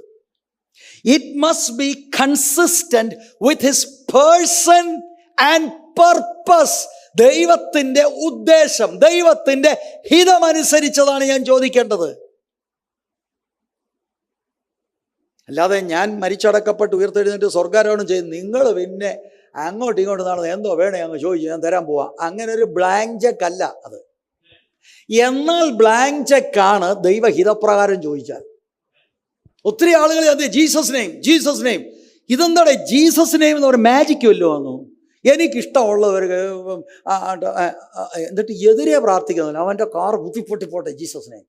അപ്പോൾ ഉടനെ കാർ കുത്തിപ്പൊട്ടിച്ചു. വേറെ എനിക്കൊരു വണ്ടി ഞാൻ കണ്ട് നല്ലൊരു ജീസസ് നെയിം, അപ്പോഴത്തേക്ക് കാർ കിട്ടി. What are you talking? അങ്ങനെയല്ല എഴുതിയിരിക്കുന്നത്. ആ യേശുവിൻ്റെ നാമത്തിൻ്റെ പ്രയോഗം എന്താണ്? ആ പേര് വഹിക്കുന്ന വ്യക്തിയുടെ സ്വഭാവ, what ever Jesus will stand for, അതാണ് ഞാൻ പ്രാർത്ഥിക്കേണ്ടത്. അല്ലാതെ ദൈവഹിതത്തിന് വിപരീതമായി, യേശു ഉദ്ദേശിക്കാത്ത ഉദ്ദേശങ്ങൾക്ക് വിപരീതമായി ഞാൻ പ്രാർത്ഥിച്ചാൽ അതിന് there will be no answer. യോഹന്നാൻ 15:7 നിങ്ങൾ എന്നിലും, വളരെ ക്ലിയറാ, എൻ്റെ വചനം നിങ്ങളിലും വസിച്ചാൽ നിങ്ങൾ ഇച്ഛിക്കുന്നത് എന്തെങ്കിലും അപേക്ഷിപ്പീൻ, അത് നിങ്ങൾക്ക് കിട്ടും. അപ്പൊ എങ്ങനെയാണ് ഞാൻ യേശുവിൻ്റെ നാമത്തിൽ എന്ന് പറയാം? നോ. അവിടെ കണ്ടോ, അടുത്ത വാക്യം കൊണ്ട് വന്നപ്പോൾ എൻ്റെ വചനം നിങ്ങളിൽ വസിച്ചാൽ എന്ന് പറഞ്ഞാൽ സ്ഥിരമായി താമസിച്ചാൽ. If you are controlled by the word of God, ദൈവത്തിൻ്റെ വചനത്തിലാണ് ദൈവത്തിൻ്റെ ഹിതം വെളിപ്പെടുത്തിയിരിക്കുന്നത്. ആ ദൈവത്തിൻ്റെ ഹിതത്തിൽ നിന്നുകൊണ്ട് വചനപ്രകാരം പ്രാർത്ഥിക്കുമ്പോഴാണ് എനിക്ക് ദൈവം മറുപടി തരുന്നത്, മലകൾ നീങ്ങുന്നത്, ദൈവഹിതങ്ങൾ വെളിപ്പെടുന്നത്. മനസ്സിലാകുന്നു? ഇത് മനസ്സിലാകത്തില്ല. നേരെ പ്ലേറ്റ് തിരിച്ച് മെഴ്സിഡീസ് കിട്ടും, മറ്റേത് കിട്ടും, ഇന്ന് പലയിടത്ത് പറയുന്ന പോലെ അത് കിട്ടും, നീ അങ്ങനെ കിട്ടും, സ്കൂട്ടറേ വന്നു, 4 വീലർ കാണുന്നു, ഇതെല്ലാം പറഞ്ഞാൽ ഇവിടെ എന്തോ ഒരു കയ്യടിയായിരുന്നു തന്നെ. ഇതെല്ലാം ഫൂളിങ് ദ പീപ്പിൾ. പാവം പിടിച്ചവരെ വെറുതെ കളിപ്പിക്കുക. ദൈവഹിതപ്രകാരമാണ് പ്രാർത്ഥിക്കേണ്ടത്. ദൈവഹിതമാണോ ഒരു കാർ നിങ്ങൾക്ക് കിട്ടുന്നത്? Price the Lord. ദൈവഹിതമാണോ നിങ്ങൾ നടന്നു പോകുന്നത്? നിങ്ങൾ കാറിന് വേണ്ടി പ്രാർത്ഥിച്ചാൽ കിട്ടത്തില്ല, നടന്നു പോകാൻ നല്ലത്. അത് ദൈവഹിതമാണ്. അപ്പോഴത്തേക്ക് വേറൊരാളിന് അങ്ങനെ ഒരു ദൈവഹിതമുണ്ടോ, എല്ലാവരും കാറ് നടക്കുമ്പോൾ ഞാൻ നടന്നു പോകണമെന്ന്? അങ്ങനെയൊന്നും പിടിവാശി വെക്കാതെ, ഗോഡ് ഈസ് സോവറിൻ. സർവാധിപത്യമുള്ളവൻ ദൈവമാണ്. ഒരുത്തനെ അങ്ങനെയും ഒരുത്തനെ ഇങ്ങനെയും ദൈവം നടത്തുന്നു. അവിടുന്ന് മഹത്വമെടുക്കട്ടെ. ഹല്ലേലൂയ. യോഹന്നാൻ 15:16 നിങ്ങൾ എന്നെ തിരഞ്ഞെടുത്തു എന്നല്ല, ഞാൻ നിങ്ങളെ തിരഞ്ഞെടുത്തു, നിങ്ങൾ പോയി ഫലം കായ്ക്കേണ്ടതിന്, നിങ്ങളുടെ ഫലം നിലനിൽക്കേണ്ടതിനും നിങ്ങളെ ആക്കി വച്ചിരിക്കുന്നു. നിങ്ങൾ എൻ്റെ നാമത്തിൽ പിതാവിനോട് അപേക്ഷിക്കുന്നതൊക്കെയും അവൻ നിങ്ങൾക്ക് തരുവാനായിട്ട് തന്നെ. അവിടെയും എൻ്റെ നാമത്തിൽ. പക്ഷെ വിശാലമായി എനിത്തിങ് യു ആസ്ക്. പക്ഷെ കൺട്രോൾഡ് എവിടെയാ? In the name, for what the name stands. അല്ലെങ്കിൽ വേറൊരു വാക്യത്തിൽ നമ്മൾ കണ്ടു വചനപ്രകാരം. യോഹന്നാൻ 16 വായിക്കാമല്ലോ, 23, 24, 26 വാക്യം. അന്നു നിങ്ങൾ എന്നോട് ഒന്നും ചോദിക്കുകയില്ല. ആമേൻ ആമേൻ ഞാൻ നിങ്ങളോട് പറയുന്നു, നിങ്ങൾ പിതാവിനോട് അപേക്ഷിക്കുന്നതൊക്കെയും അവൻ എന്റെ നാമത്തിൽ നിങ്ങൾക്ക് തരും. എന്റെ നാമത്തിൽ തരുമെന്ന് പറഞ്ഞാൽ എന്റെ ഹിതപ്രകാരം. ഇന്നുവരെ നിങ്ങൾ എന്റെ നാമത്തിൽ ഒന്നും അപേക്ഷിച്ചിട്ടില്ല. അപേക്ഷിപ്പീൻ, എന്നാൽ നിങ്ങളുടെ സന്തോഷം പൂർണ്ണമാകും വണ്ണം നിങ്ങൾക്ക് ലഭിക്കും. 26 വാക്യം. അന്നു നിങ്ങൾ എന്റെ നാമത്തിൽ അപേക്ഷിക്കും, ഞാൻ നിങ്ങൾക്ക് വേണ്ടി പിതാവിനോട് അപേക്ഷിക്കുമെന്ന് ഞാൻ പറയുന്നില്ല. അവിടെയും എൻ്റെ നാമം. ഇനി ഈ യോഹന്നാൻ ലേഖനം എഴുതിയപ്പോൾ ഒരു വാക്യം എഴുതിയിട്ടുണ്ട്. ഈ മറ്റിപ്പോൾ നമ്മൾ വായിച്ച എല്ലാ വാക്യത്തെയും കൂടെ ക്വാളിഫൈ ചെയ്യും. 1 യോഹന്നാൻ 5:14. അവന്റെ ഇഷ്ടപ്രകാരം നാം എന്തെങ്കിലും അപേക്ഷിച്ചാൽ അവൻ നമ്മുടെ അപേക്ഷ കേൾക്കുന്നു എന്നുള്ളത് നമുക്ക് അവനോടുള്ള ധൈര്യമാകുന്നു. കാര്യം സോൾവ്. അല്ലേൽ നമ്മൾ പറയും ഇവിടെ ഇങ്ങനെ ബ്രദർ എഴുതിയിരിക്കുന്നു, ഇവിടെ ഇങ്ങനെ ബ്രദർ എഴുതിയിരിക്കുന്നു. അങ്ങനല്ല ബ്രദറെ. ദൈവവചനം വ്യാഖ്യാനിക്കുമ്പോൾ എല്ലാം വചനത്തിൻ്റെ പൊതു പശ്ചാത്തലത്തിൽ നിന്നുകൊണ്ടാണ് കാണേണ്ടത്. പ്രാർത്ഥനയിൽ ഭയങ്കര ദൈവശക്തി വ്യാപരിക്കും. എങ്ങനെയുള്ള പ്രാർത്ഥന? ദൈവത്തിൽ ആശ്രയിച്ചുള്ള പ്രാർത്ഥന. മലയോട് നീങ്ങിപ്പോകാൻ അസാധാരണ കാര്യങ്ങൾ നടക്കും പ്രാർത്ഥനയിൽ. പക്ഷേ എങ്ങനെയുള്ള പ്രാർത്ഥന? ദൈവഹിതപ്രകാരമുള്ള പ്രാർത്ഥന. മർക്കോസിന്റെ സുവിശേഷം 11, 25, 26 വാക്യം. നിങ്ങൾ പ്രാർത്ഥിപ്പാൻ നിൽക്കുമ്പോൾ സ്വർഗസ്ഥനായ നിങ്ങളുടെ പിതാവ് നിങ്ങളുടെ പിഴകളെയും ക്ഷമിക്കേണ്ടതിന് നിങ്ങൾക്ക് ആരോടെങ്കിലും വല്ലതും ഉണ്ടെങ്കിൽ അവനോട് ക്ഷമിപ്പീൻ. നിങ്ങൾ ക്ഷമിക്കാഞ്ഞാലോ സ്വർഗസ്ഥനായ നിങ്ങളുടെ പിതാവ് നിങ്ങളുടെ പിഴകളെയും ക്ഷമിക്കുകയില്ല. പ്രയറിൻ്റെ, ഇഫക്റ്റീവ് പ്രയറിൻ്റെ അടുത്തൊരു ഘടകമാണ് പ്രാഗൽഭ്യമുള്ള ഹൃദയം. എന്തുകൊണ്ടാണ് പല പ്രാർത്ഥനകൾക്കും മറുപടി ലഭിക്കാത്തത്? This is the reason.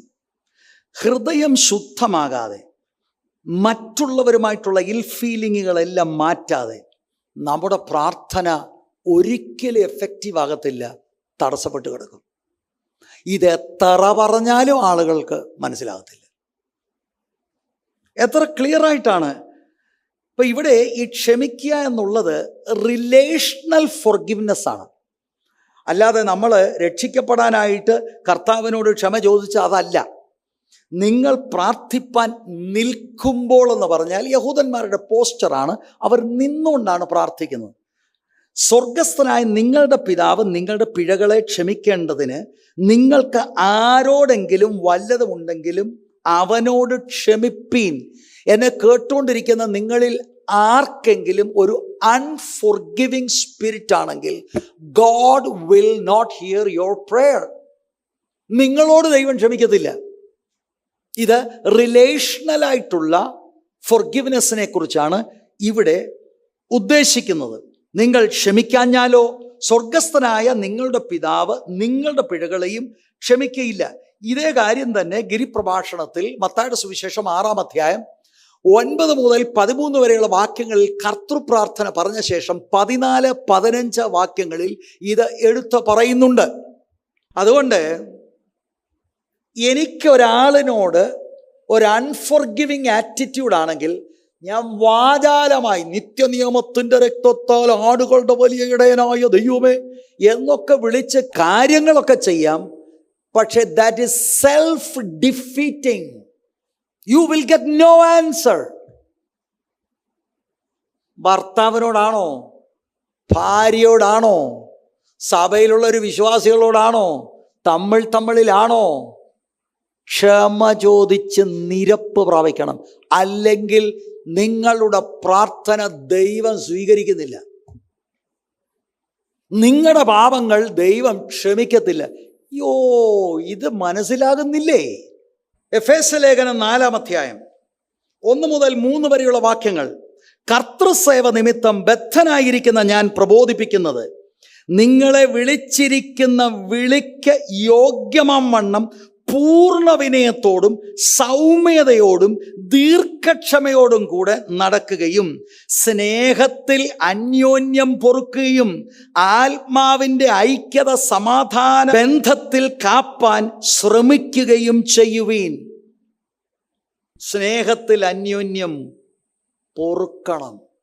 അറിഞ്ഞോ അറിയാതെ വന്നിട്ടുണ്ടോ മാതാപിതാക്കൾ മക്കളോട്, മക്കൾ മാതാപിതാക്കളോട്, ചേട്ടൻ അനിയനോട്, പെങ്ങളോട്, അളിയനോട്, നാത്തൂനോട്, അമ്മായിയപ്പൻ അമ്മായിയമ്മയോട് എന്തെല്ലാം തന്ത്രമാ. എൻ്റെ അമ്മായിയമ്മ എൻ്റെ ഒരു ക്രൂശ. അതല്ല ക്രൂശ്. ക്ഷമ ചോദിക്കാനുള്ളത് ക്ഷമ ചോദിച്ച് പ്രാർത്ഥിച്ച് മുന്നേറിക്കണം. എന്താ അല്ലെങ്കിൽ see, you have access to the power of God. You have access to God, to limitless power of God. ഇത് മുഴുവനും തടസ്സം എൻ്റെ പിടിവാശിയാണ് ഒരാളോട്. ചാത്ത ക്ഷമിക്കത്തില്ല. കൊള്ളാം. ആർക്ക് പോയി? അവരവർക്ക് പോയി. Price the Lord. അങ്ങനെ നമ്മുടെ ഇടയിൽ ആർക്കും ഉണ്ടാകരുത്. നാം നമുക്ക് തന്നെ ദ്രോഹം വരുത്തുകയാണ്. സഭയിലെ ഉണർവിൽ നിങ്ങളും പങ്കാളികളാകണം. ദൈവം നമ്മളെ ഒരുമിച്ച് ഉപയോഗിക്കാൻ ആഗ്രഹിക്കുന്നു. ആത്മാക്കൾ വിടുവിക്കപ്പെടണം. അതിന് തടസ്സം ആരാണ്? അവരവരാണ്. എനിക്ക് ക്ഷമിക്കാൻ മനസ്സില്ല. സ്തോത്രം.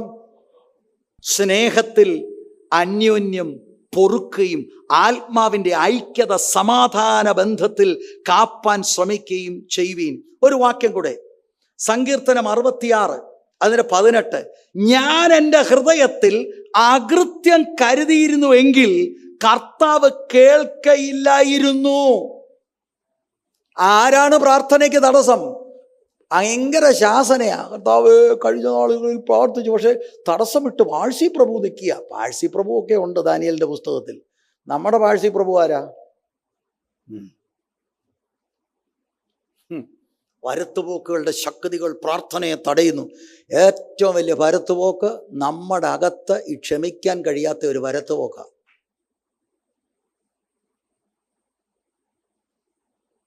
എന്താണ് ഈ ക്ഷമിക്കുന്നതിന് കുഴപ്പം?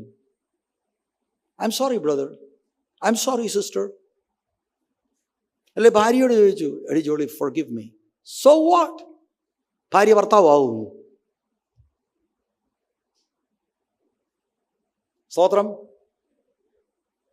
അതുകൊണ്ട് പ്രാർത്ഥനയുടെ കാര്യങ്ങൾ കർത്താവ് പഠിപ്പിച്ച ഭാഗത്ത് നിന്ന് ചിന്തകൾ എടുത്ത് വിശാലതയിൽ നമ്മൾ ആ കാര്യം ചിന്തിക്കുക. We need to pray as a church.